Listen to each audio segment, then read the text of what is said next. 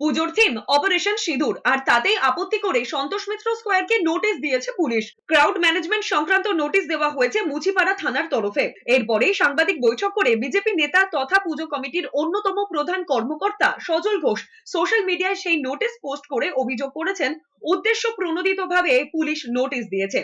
Theme ঘোষণার দুদিনের মধ্যে তাদের পুলিশের তরফে নোটিশ পাঠানো হয়েছে। পুজো কমিটিকে একাধিক বিষয় সতর্ক করা হয়েছে, না হলে কড়া পদক্ষেপ নেওয়া হবে বলেও নোটিশে জানিয়েছে পুলিশ। সজল ঘোষ আরো বলেছেন, আর কটা পুজো কমিটিকে চিঠি পাঠানো হয়েছে?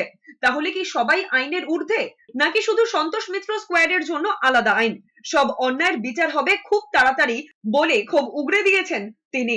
পুলিশের আপত্তি সত্ত্বেও অপারেশন সিঁদুর থিমেই অনড় রয়েছেন সজল ঘোষ।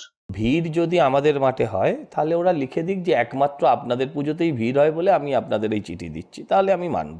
অথবা বলে দিক আপনাদের জন্য আলাদা আইন, তাহলেও মানব। ভিড় কি শুধু লেবুতলা মাঠে বা সন্তোষ মিত্র স্কোয়ারে হয়, আর কোথাও হয় না? তাহলে শুধু এই চিঠিটা আমাদের কেন?